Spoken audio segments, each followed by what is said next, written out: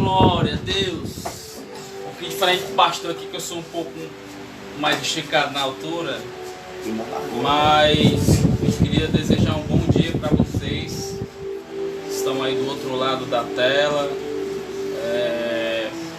Esse é um momento onde nós decidimos nos reunirmos aqui. Vou usar essa palavra quarentena, né? Mas nós estamos reunidos como igreja, porque igreja não é a estrutura, somos nós, né?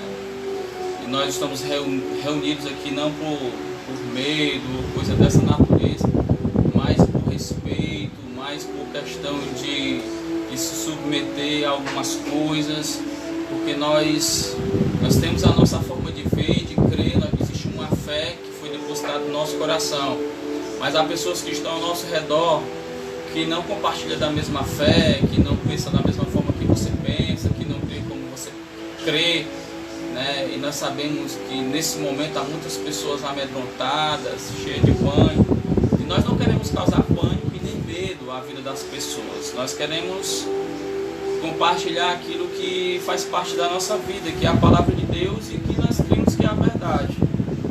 Então você que está do outro lado da tela, eu queria compartilhar um texto que está em Colossenses, no capítulo 1 e no verso 13. Paulo escrevendo aos Colossos, ele diz assim: irmãos, se você não tiver Bíblia nesse momento, só ouve, escuta, vê e deixa Deus tratar no teu coração. A palavra de Deus diz assim: pois Ele nos resgatou do domínio das trevas e nos transportou para o reino do Filho do seu amor, em quem nós temos a redenção, a saber, o perdão de pecados. Ele é a imagem do Deus invisível, o primogênito de toda a criação. Esse versículo 13, irmãos, ele é um dos versículos que mais falou ao meu coração durante muitos anos. Ainda fala, lógico, hoje, mas foi uma palavra que foi rema dentro de mim. Quando você observa o texto, você vai ver que Paulo está dizendo que antes nós estávamos sob um domínio, e quando Jesus veio e morreu e ressuscitou, ele nos tirou desse domínio e nos transportou para um outro reino, que ele chama o reino do Filho do seu amor. Quando eu observo esse texto, eu olho para esse texto, ele nos dá uma ideia de que existe dois domínios, dois reinos. E a minha pergunta para você nessa manhã é: no início de todas as coisas, existia dois reinos, existia dois domínios? Eu digo para você com toda convicção: não. Antes do pecado entrar no mundo, antes de Adão decidir por ele mesmo e contra aquilo que Deus estabeleceu, contra aquele mandamento que ele disse: não coma da fruta ou da árvore que dá o conhecimento, e ele decidiu comer, exatamente nesse momento, irmãos, nós vamos ver o domínio das trevas entrando em operação. Porque até então, o único reino, o único domínio que existia era o domínio de Deus, era o reino de Deus, que Deus dá ao homem. Ele disse em Gênesis que o homem deveria dominar sobre toda a terra, sobre os répteis, sobre as aves, sobre todo o ser que rasteja, sobre os seres que estão nos mares. Deus diz para o homem: domine. Mas uma vez que o homem decide pecar contra Deus, ou seja, desobedecer a uma ordem de Deus, porque o que Deus disse não foi uma petição, o que Deus disse foi uma ordem. E sabe, amados, eu entendo que ordem, mandamentos devem ser cumpridos. Não é uma opção. Quando alguém lhe dá uma ordem, quando alguém lhe dá um mandamento, e nós não obedecemos à ordem ou ao mandamento, nós estamos transgredindo algo que foi estabelecido. E Deus estabeleceu, não coma, Ele deu uma ordem, Ele ordenou. E o homem, pelo seu livre arbítrio, decidiu pecar contra Deus. E o que aconteceu? A Bíblia diz que, assim, instantaneamente, a primeira percepção que ele teve foi a nudez. Toda vida que nós pecamos, toda vida que nós cometemos um erro contra Deus, irmãos, nós somos expostos à nudez. Nós somos expostos, nós ficamos vulneráveis. Nós ficamos com a nossa imunidade espiritual baixa. Muitas vezes nós somos escandalizados, muitas vezes nós somos ridicularizados. E quando Deus, através de Cristo, nos resgatou, eu não sei o que é que você entende por resgate, mas é um socorro, é um salvamento.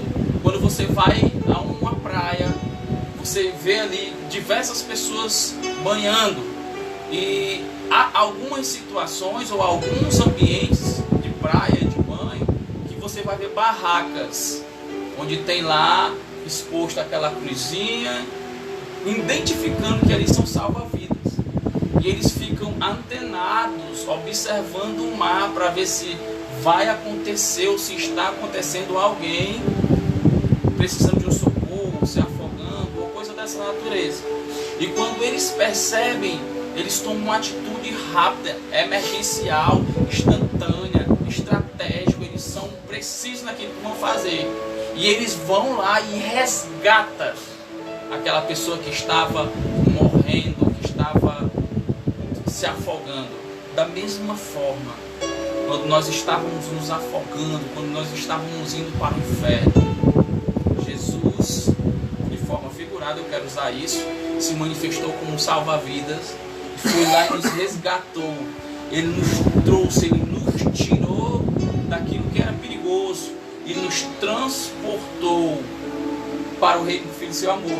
Quando o salva-vida natural, ele tira aquela pessoa que estava se afogando, ele traz para a areia da praia, para um local onde não era o mesmo que a pessoa se afogava, e ali ele toma algumas iniciativas de primeiros socorros. Eles fazem massagem, eles fazem respiração boca a boca. Enquanto eles não perceberem que você está bem, eles observam seus sinais vitais e eles fazem simbolicamente, não me interprete mal, uma ressuscitação ali, até que aquela pessoa esteja bem. Jesus nos tirou do lamaçal de pecado e nos trouxe para a vida. Ele nos ressuscitou. A Bíblia diz que nós ressurgimos com Cristo. Fomos mortos com Ele e ressurgimos com Ele. Então, quando eu olho para a minha vida de outrora, uma vida de perdição, uma vida de maldição, uma vida de pecado, uma vida de vícios, uma vida de hábitos, e eu me vejo hoje no reino do Filho do seu amor, isso é motivo de grande alegria, é motivo de regozijo. Eu não estou dizendo aqui, irmãos, com essa palavra que eu não sou uma pessoa falha, que eu não tenho meus momentos de crise, de dificuldades, né? Mas quando as crises vêm, quando as dificuldades vêm, mesmo que elas tentem me abalar, sempre no fim do túnel você vai ver a luz daquele que te chamou das trevas para a sua maravilhosa luz e nos transformou em luz também. O versículo 14 diz: nele nós temos a redenção, a saber, o perdão dos pecados. Então, uma vez que eu entendo que eu fui tirado de um domínio que o próprio homem fez com que entrasse em operação, e vejo que o que Jesus fez não foi só apenas me salvar, me resgatar, ser o meu socorro, como ele também pegou todo aquele currículo, todo aquele relatório de negatividade, onde Satanás tinha nas mãos dele para me acusar. A Bíblia diz que ele pegou isso e jogou fora, me perdoou, me liberou da condenação. E ele no versículo 15 diz que ele, o próprio Jesus Cristo, é a imagem de Deus. E em Gênesis, quando Deus foi criar, formar o homem, porque nós, o ser humano, especificamente Adão, porque foi o primeiro homem que Deus criou, quando Deus foi formá-lo do pó da terra, ele já estava no coração de Deus. Deus já tinha um homem no seu coração. Efésios 4 diz que antes da fundação do mundo ele nos criou, ele nos gerou dentro dele mesmo. E você vai ver em João falando que Cristo era o unigênito do Pai. Mas quando Cristo morre, quando Cristo ressurge e é assunto aos céus, você agora vai ver a Bíblia falando não mais do unigênito do Pai, mas do primogênito do Pai. Porque Deus agora não tem apenas o Senhor Jesus como seu único filho.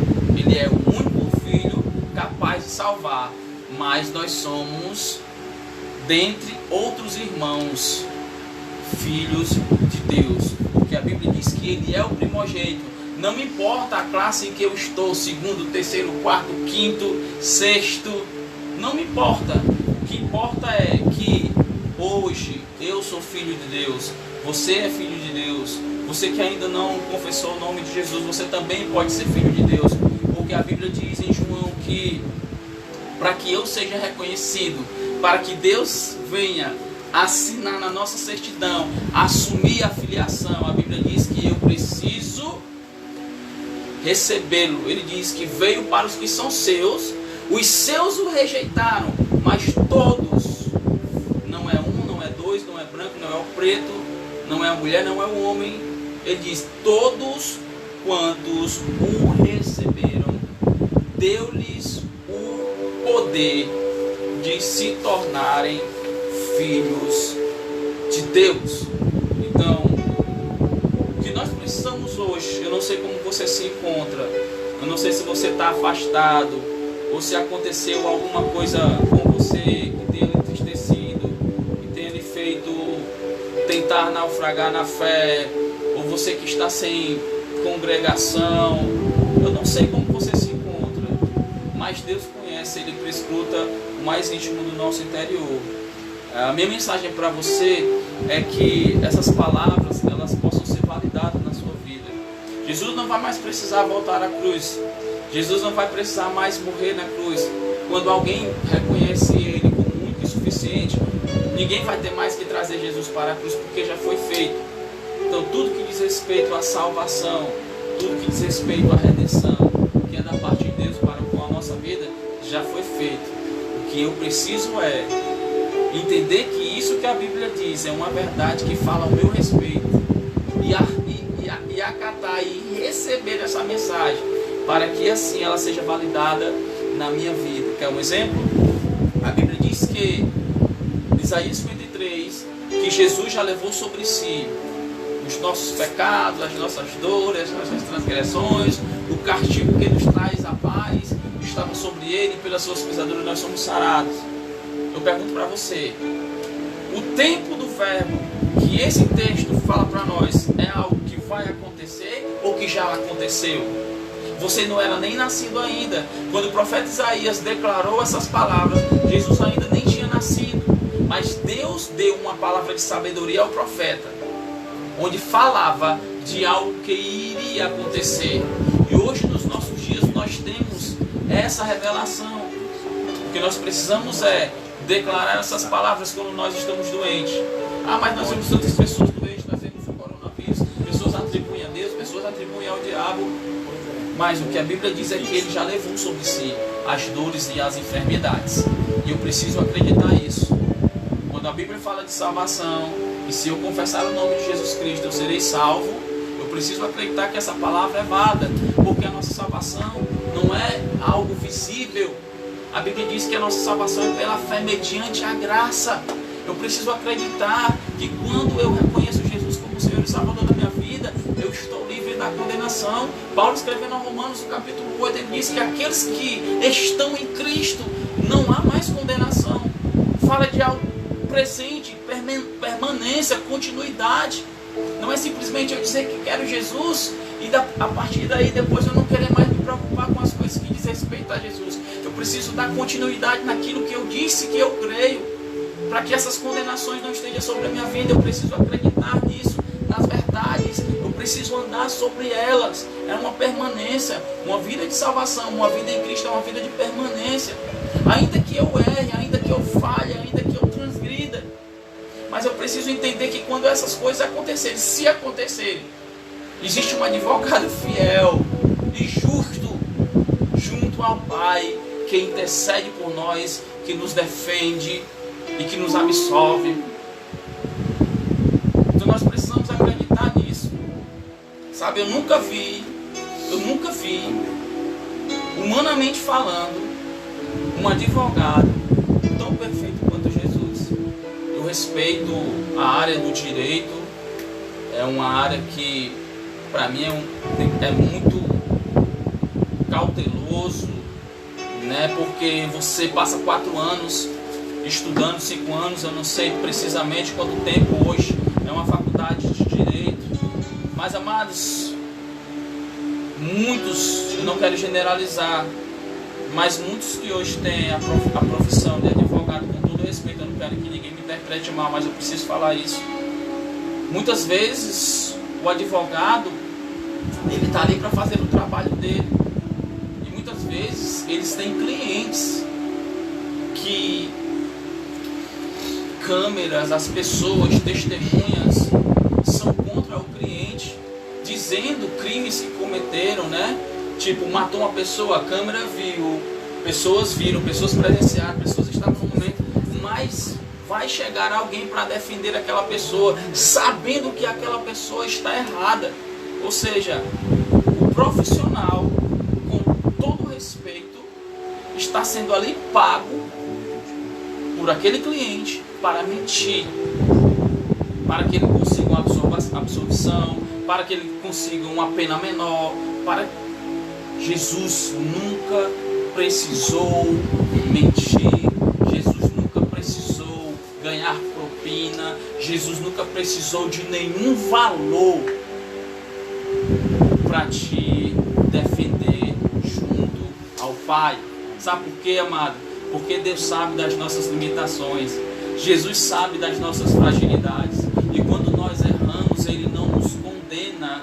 Não é porque nós estamos pagando, até porque nós não temos como pagar. Ele já pagou por nós o preço. Dinheiro nenhum do mundo será capaz de pagar o que Jesus fez por nós. Mas como Ele nos conhece, como Ele conhece o som do nosso coração, Ele nos defende gratuitamente. Ele não isenta as nossas ações, mas Ele justifica diante do Pai o porquê das nossas ações. E sabe o que nós adquirimos diante do nosso advogado, do justo juiz? Absolvição, perdão, remissão, nova chance, nova oportunidade. Eu não estou aqui me colocando como uma pessoa que não erra, eu erro por demais, mas eu não posso deixar, pelo simples fato de ser vulnerável ao erro, eu não posso deixar aqui de externar para vocês o quanto Jesus é especial, o quanto Ele tem interesse na sua vida, o quanto Ele deseja que você o reconheça. Não por obrigação, não por medo de ir ao inferno, mas porque você entendeu que ninguém é capaz de fazer o que Ele fez por você. O meu pai, a minha mãe, meus filhos, ninguém é capaz de fazer comigo o que Cristo fez. Deixou a sua glória, esvaziou-se de si mesmo, deixou a sua divindade de lado, se tornou homem como eu e você é, mostrando para nós que as mesmas situações que nós enfrentamos, Ele enfrenta. As limitações, nós choramos, Ele chorou. Nós temos fome, Ele sentiu fome. Nós temos sede, Ele sentiu sede. Nós temos aflições, Ele teve aflições. Ou você não lembra quando Jesus estava no Getsemane, que por 3 vezes Ele orou ao Pai: Pai, este cálice é pesado, se possível afasta de mim este cálice que eu beba, mas toda a vida não seja feita a minha vontade, mas a tua. Por 3 vezes a Bíblia diz que Jesus fez a mesma oração. A Bíblia vai dizer que Jesus ali transpirou sangue, por tão grande que era a sua aflição, por tão grande, por sentir o peso de que Ele ia levar sobre si por nossa causa, de todo o pecado. Mas Ele mesmo assim assumiu o nosso lugar, assumiu a cruz, assumiu os nossos pecados. A Bíblia diz que Ele se tornou maldito por minha causa, porque todo que morre pendurado no madeiro é maldito. Ele levou a nossa miséria, Ele levou as nossas doenças, Ele levou toda a maldição que estava sobre nós, para que nós tivéssemos vida e vida em abundância. Hoje não é o espírito da morte que rege as nossas vidas, não é o espírito do medo que rege as nossas vidas. Romanos 8 diz que o espírito de vida, a lei do espírito de vida hoje é que rege a minha vida. Então eu quero concluir dizendo para você o seguinte, que não importa como você se encontra agora, não importa o que o mundo fala, não importa como você se encontra, o que você fez, o que importa é que existe um advogado justo e fiel que quer defender a tua causa, que quer te perdoar, que quer te levar para junto do Pai, porque a Bíblia diz que Ele é o mediador entre Deus e os homens e não há outro. Diz que Ele é o caminho, é a verdade e a vida. Ele é a ligação nossa entre Deus. Sempre foi, nunca foi a vontade de Deus nos lançar no inferno. Nem foi criado para nós. A Bíblia diz que foi criado para o diabo e seus demônios. Mas se nós não decidirmos a nossa vida para o Senhor, infelizmente, você acreditando ou não, mas a eternidade longe de Jesus é o lago de fogo e enxofre. Só existe 2 eternidades: a eternidade com o Pai, ou a eternidade com o inimigo das nossas almas. E eu te digo, escolha uma eternidade ao lado do teu Pai. Quando Caim, para finalizar, a Bíblia diz que, da mesma forma que ele falou com Adão: olha, tu tem um jardim inteiro para tu comer, mas aquela dali não. Ele deu ali a liberdade de escolha, mas ele ainda deu uma orientação. Tem todo o jardim para você. Por que você quer focar numa? Quando Caim e Abel foram diante do Senhor levar as suas ofertas, a Bíblia diz que Abel levou das suas primícias dos seus rebanhos, enquanto Caim levou das sobras das suas hortaliças. Ele deu muito, mas deu da sobra. Ele achava que por muito dar, agradaria o coração de Deus. E a Bíblia diz que Deus se agradou de Abel e não de Caim. E Caim, ao invés de pegar o exemplo do irmão, não, Deus é digno da primazia, Deus é digno do primeiro lugar. Não, ele alimentou dentro dele uma inveja, ele alimentou dentro dele um ódio.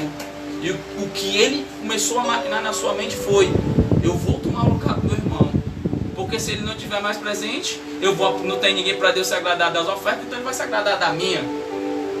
Mas Deus foi diante de Caim e disse: Caim, o pecado, olha só como é interessante isso que Deus diz: Caim, o pecado está à tua porta, cabe a você dominá-lo. Então Deus sempre vai nos dar uma instrução, Deus sempre vai nos dar um mandamento, e junto com isso, a bonificação de Deus junto com o mandamento é uma direção para você escolher o que é o certo. Então escolhe o que é o certo, amado. Deixa Deus falar o seu coração, não importa o teu erro, não importa a tua falha, a tua dificuldade. Deus não tem interesse em saber da tua falha, não. Ele tem interesse em saber se o teu coração está disposto a se arrepender. Então, que Deus possa abençoar o seu dia, o seu domingo, que essa palavra possa tocar o seu coração.